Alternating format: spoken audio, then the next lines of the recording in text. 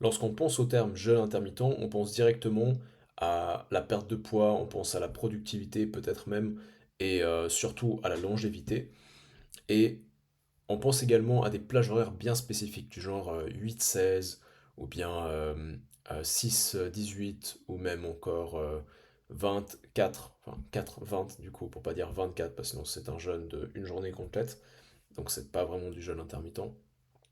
Et bien que ces plages horaires-là et que ces objectifs-là dont je viens de vous parler à l'instant sont les principales causes et manières de faire le jeûne intermittent, de pratiquer le jeûne intermittent, vous verrez que ce n'est pas forcément le fin mot de l'histoire. Et dans cette vidéo, je vais vous expliquer déjà qu'est-ce que moi ça m'a apporté le jeûne intermittent et donc dans quel but est-ce que je l'ai fait, parce que je l'ai fait dans plusieurs buts différents durant mes 4 ans de pratique de jeûne intermittent, et quels ont été les inconvénients, les éventuels inconvénients, et surtout quel a été mon protocole pour le jeûne intermittent.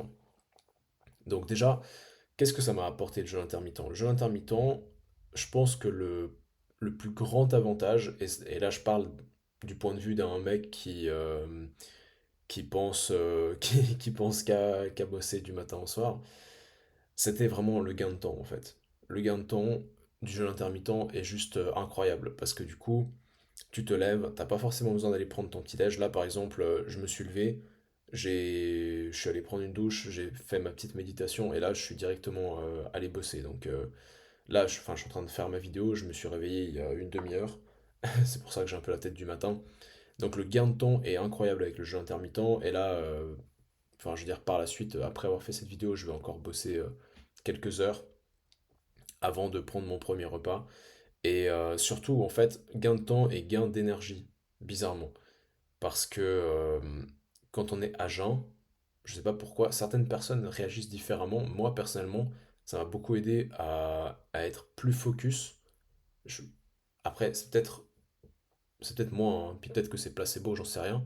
Mais en tout cas, j'ai l'impression que lorsque je repousse un peu mon premier repas plus tard dans la journée, je, j'ai plus d'énergie au quotidien, je suis beaucoup plus alerte parce que justement il y a des réflexes qui vont se mettre en place. On va sécréter certaines hormones, certains neurotransmetteurs qui vont faire que qu'on va être plus alerte comme ça. Et je dirais même, et ça c'est une pure spéculation de ma part, mais même d'un point de vue évolutif, je trouve que ça fait beaucoup plus sens de faire les tâches de la journée les plus dures, les plus demandeuses d'énergie et de focus et de concentration avant son premier repas. Parce que quand on pense évolutivement, bah, on se rend compte que nos ancêtres, ils se réveillaient, ils allaient d'abord chasser et ensuite ils pouvaient manger ce qu'ils avaient chassé. Donc je trouve que ça fait absolument sens de manger après avoir, entre guillemets, chassé, même si dans notre monde modernisé, chasser, ça veut plus forcément dire littéralement aller poursuivre un animal et le tuer. Mais voilà, vous voyez ce que je veux dire. Dites-moi en commentaire si vous trouvez que ça fait sens et si vous pensez, ou bien si vous pensez que je dis du total bullshit. Et ça m'intéresserait de connaître votre avis là-dessus. Le deuxième avantage que j'ai trouvé, c'est que j'ai remarqué que j'avais plus de facilité à perdre du poids, perdre du gras en fait, principalement. Et il y a quand même une précision que j'aimerais apporter, c'est que à calories égales, le jeûne intermittent ne va pas forcément faire perdre plus de poids que un régime classique où on mangerait peut-être 4 repas dans la journée répartis dans la journée. À calories égales, c'est exactement la même chose. Maintenant, là où ça va changer, c'est que personnellement, vous l'avez vu dans mon dernier vlog, je suis un gros lard. C'est-à-dire que j'adore manger, j'adore me péter le bide. Et si, si je mange 4 repas dans la journée, c'est beaucoup plus compliqué pour moi d'être en déficit calorique plutôt que si j'en mange 2 et que bah, je mange des portions qui m'apportent vraiment de la satisfaction. Donc à ce niveau-là, si toi aussi tu es quelqu'un qui aime prendre de gros repas, je pense que le jeûne intermittent peut être une solution intéressante pour toi parce que justement ça t'évitera de devoir te restreindre au niveau des portions et mais par contre bah, tu te restreins au niveau du nombre de repas que tu prends. Et certaines personnes pourraient penser que le jeûne intermittent augmente la faim et du coup tu vas prendre des repas encore plus gros, donc tu vas pas être en déficit calorique de toute façon. Et personnellement, j'ai eu l'effet inverse, c'est-à-dire que au début, c'est vrai, le jeûne intermittent, ça va peut-être augmenter un petit peu ta faim quand tu vas casser ton jeûne au bout de quelques heures, mais en fait, au bout d'un moment, ton estomac va s'habituer et tu vas te rendre compte que même durant tes repas, tu vas manger moins que si tu mangeais. Enfin, je veux dire, en tout cas, tu vas pas forcément prendre des plus gros repas que si tu avais mangé le matin, quoi. Donc ça, c'est assez intéressant et je trouve que le jeûne intermittent a une mauvaise réputation à ce niveau-là, mais pour aucune raison en fait, parce que personnellement, j'ai eu l'expérience inverse. Euh, alors maintenant, l'inconvénient du jeûne intermittent, effectivement, c'est plus compliqué d'être en surplus calorique, du coup. C'est plus compliqué d'être en surplus calorique. Alors pourquoi c'est un inconvénient? Si tu veux prendre de la masse, comme ça a été mon cas un temps, là maintenant je m'en fous en fait de prendre de la masse. Mes objectifs ont complètement changé, ma perception du fitness et de la musculation a complètement changé. Et ça je vous en parlerai dans une prochaine vidéo si ça vous intéresse. Dites-moi en commentaire si ça vous intéresse une vidéo sur l'évolution de ma philosophie de l'entraînement et comment mes objectifs ont changé. Euh, Parce que j'en ai fait du chemin depuis la première fois où j'ai touché des haltères. Donc ça pourrait être intéressant. Mais bref. Euh, mais c'est vrai que quand je voulais prendre de la masse, bah forcément il fallait que j'arrête le jeûne intermittent parce que c'est très compliqué d'avoir suffisamment de calories, surtout pour une personne qui doit consommer 4000 calories pour commencer à prendre du poids, en l'occurrence moi. C'est très compliqué d'avoir 4000 calories en deux repas. Donc voilà, ça c'est, je pense, le seul inconvénient du jeûne intermittent que j'ai trouvé. Autrement, j'ai eu que du positif. Aussi, meilleur sommeil. euh, Ça, je pourrais spéculer que ça vient du jeûne intermittent, même si j'ai fait plein d'autres choses pour améliorer mon sommeil. Donc je saurais pas dire si c'est purement dû au jeûne intermittent ou pas. Mais en tout cas, les études montrent que le sommeil peut être amélioré par le jeûne intermittent, surtout quand on jeûne durant la dernière partie, enfin la deuxième partie en fait du cycle de 24 heures. C'est-à-dire qu'on a, et là du coup je bascule sur la partie de mon protocole de jeûne intermittent. Pour comprendre comment organiser son jeûne intermittent, il faut déjà comprendre quels sont les objectifs. Pourquoi est-ce que tu veux faire du jeûne intermittent? Si ton but est d'être productif le matin, ou bien tu souhaites, voilà, tu souhaites réduire tes portions de repas, etc., peut-être essaie de faire du jeûne intermittent un peu plus classique, c'est-à-dire tu jeûnes durant la matinée, tu repousses le plus tard possible ton premier repas, tu commences ton premier repas. Alors moi, ce que j'aime faire quand je fais ça, c'est que mon premier repas, je consomme principalement des protéines, un peu de lipides, voire même une bonne quantité de lipides, et des fibres, donc des légumes, ou bien même peut-être des fruits, mais je vais pas consommer, quand je casse mon jeûne, j'aime pas consommer tout ce qui est avoine, riz, pâtes, tout ce qui est glucides, parce que je sais que par la suite, étant donné que j'ai en fait, quand tu jeûnes, tu as une plus grande sensibilité à l'insuline. Le risque, c'est que si tu t'envoies 60 grammes de glucides alors que tu as jeûné, ton insuline elle va monter très haut et ensuite tu vas redescendre et tu vas avoir un crash. Donc moi ce que j'aime bien faire c'est que le premier repas que je prends, il est toujours principalement constitué de protéines, donc ça peut être avec des œufs, du blanc de poulet ou n'importe quelle viande, euh, éventuellement du poisson, un légume. Donc moi j'aime bien faire l'association œuf épinard, je trouve que c'est excellent. Ou alors même, je sais pas, de l'avocat ou peu importe. Et un fruit, préférablement un fruit qui contiendrait pas beaucoup de glucides du genre euh, pommes, agrumes. Les agrumes, ça contient très peu de sucre. Ou bien des fruits rouges, type myrtille, fraise. C'est très sucré de goût, mais en fait ça contient quasi pas de glucides, donc c'est excellent. Et par la suite, bah, après, quand tu évolues dans ta journée, tu peux prendre plus de glucides peut-être le soir durant ton dernier repas, parce que justement les glucides, bah, ça va t'endormir. Donc autant les mettre le soir pour que ça te fasse, pour que au moins ça te serve à quelque chose, quoi. Maintenant, après, bien sûr, par exemple, avant un entraînement, je vais prendre des glucides parce que je sais que mon corps va les utiliser différemment que si juste je prends des glucides et qu'après je continue à travailler, que je reste assis ou que je bouge légèrement, quoi. Donc avant, après un entraînement, les glucides, ça passe bien. Et durant le dernier repas du soir, c'est là où je vais mettre la majorité de mes glucides. Et je sais que c'est ça va pas mal à l'encontre de ce que la plupart des gens pensent des glucides le soir. Les gens pensent que les glucides le soir, ça fait grossir. Non, c'est un surplus calorique qui fait grossir. Peu importe comment tu times tes aliments, tant que tu es en déficit calorique, tu vas perdre du poids. C'est aussi simple que ça. Il n'y a pas besoin de compliquer les choses, c'est exactement comme la musculation, il n'y a pas besoin de compliquer la musculation, série en isométrique. Alors moi j'adore tous ces trucs-là, hein. J'adore les techniques d'intensification et tout, mais je trouve qu'il y a un temps et un contexte pour tout, et dans tous les domaines, il y a toujours le 20% des efforts qu'on va fournir qui vont apporter le 80% des résultats. Et dans la perte de poids, le 20% nécessaire, c'est vraiment le fait d'être en déficit calorique.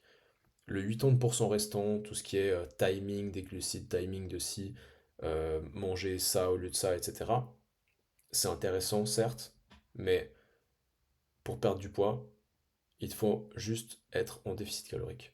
Et bien sûr, si possible, si tu veux perdre du poids en restant en bonne santé, juste bah, déficit calorique, plus bien sûr des aliments les plus bruts possibles, les moins transformés possibles, avec le moins d'additifs possible. Bah là c'est bon, c'est excellent. Après que tu fasses du jeûne intermittent ou pas, etc., ça on s'en fout. Bref, donc ça c'est la première manière de faire. Donc on saute le repas durant la première partie de la journée. Ensuite, on commence par un repas riche en protéines. Et après, on avance progressivement dans ces glucides au cours de la journée en mettant la majorité de ces glucides le soir. Maintenant, si ton but est vraiment d'optimiser ton sommeil, là, il va falloir faire l'inverse. C'est-à-dire que pour optimiser ton sommeil, il faut comprendre que le corps, pour avoir un... À chaque fois, il met un pouce. Le corps, pour avoir un bon sommeil, il faut que sa température soit plus basse. Et pour pouvoir faire baisser ta température, ce qui est intéressant, c'est de ne pas manger pendant quelques heures avant l'heure de te coucher. Donc, plus tu, on va dire, plus le gap entre le dernier repas et le moment et l'heure de coucher est grand, plus tu as de chances d'avoir une température du corps plus basse. Parce que le fait de manger, ça va augmenter la température de ton corps. Parce qu'il y a la digestion, il y a l'effet thermique de la nourriture. Tu sais que, enfin peut-être que tu le sais, mais chaque macronutriment a un effet thermique à lui-même. Par exemple, les protéines vont avoir un effet thermique, c'est le macronutriment qui a l'effet thermique le plus élevé. Ça veut dire que quand tu consommes euh, des protéines, 30% des calories que tu as ingérées en protéines vont être utilisées pour digérer. Donc, en gros, quand tu brûles des calories, tu produis de la chaleur. Les calories, c'est de la chaleur. Euh, Les glucides, les glucides, ils auront, je crois, un effet thermique de 10 à 15%. Donc, ça veut dire que tu brûles 10 à 15% des calories que tu consommes en glucides pour digérer ces sources de glucides. Après, ça dépend. Bien sûr, si tu prends du pur glucose, il y aura moins d'efforts de digestion que si tu consommes, par exemple, des glucides un peu plus complexes, genre de l'amidon, contenu dans le riz et les pâtes, ou des choses comme ça. Et puis après, les lipides, c'est vraiment le macronutriment qui a le moins d'effet thermique. Je crois que c'est entre 8 et 10% pour les lipides. Donc voilà, c'est anecdotique, mais en gros, tout ça pour dire que quand on consomme des aliments, on produit de la chaleur, en particulier les protéines. Donc ça peut être intéressant si tu veux vraiment optimiser ton sommeil, de manger durant la première partie de la journée. jeûner peut-être à partir de 14 heures, voire à partir de 16 heures si t'as trop la dalle le soir. Parce que oui, si tu te couches et que t'as trop faim, c'est horrible, t'arrives pas à dormir. Donc il faut trouver un juste milieu le, entre jeûner suffisamment longtemps pour que tu aies cet effet, on va dire, de baisse de température, mais que tu jeûnes pas trop longtemps avant l'heure de te coucher pour éviter en fait d'avoir trop la dalle quand tu vas dormir. Mais personnellement, j'ai jamais vraiment expérimenté avec ce shift-là parce que c'est pas dans ce but-là que je fais du jeûne intermittent. Personnellement, c'est vraiment dans un but de productivité. Et donc pour cette raison-là, je pratique plutôt le style que je t'ai donné en premier. Et il y a un truc quand même que j'aimerais préciser, c'est que au, au début, quand j'ai commencé le jeûne intermittent, j'étais vraiment très assidu sur les heures. C'est-à-dire que si par exemple j'avais mangé à 21 heures, je touchais pas une calorie avant 13 heures, parce que je devais avoir mes 16 heures de jeûne, parce que j'avais vu que c'était à partir de 14 heures de jeûne que tu vas avoir de l'autophagie, etc. Tous ces bienfaits de longévité, machin. Là maintenant, je suis moins assidu là-dessus. Je vais plus écouter mon corps. C'est-à-dire que tant que tant que j'ai pas faim, je vais pas manger. Voilà. Ça, c'est la règle numéro un. Et je trouve que c'est complètement logique. Maintenant, il y a un moment donné où je vais avoir faim, mais c'est une faim que je vais trouver agréable. Mais ça, encore une fois, c'est parce que ça fait 4 ans que je le pratique et je me connais. Et je vais toujours pas manger à ce moment-là. Et c'est au moment où je vais avoir faim et que je vais vraiment sentir euh, des, des, des symptômes un peu de nervosité, là je vais manger. Là je vais prendre mon premier repas, composé de protéines, lipides et fibres, et ensuite je vais à nouveau me sentir bien et je vais pouvoir repartir dans ma journée.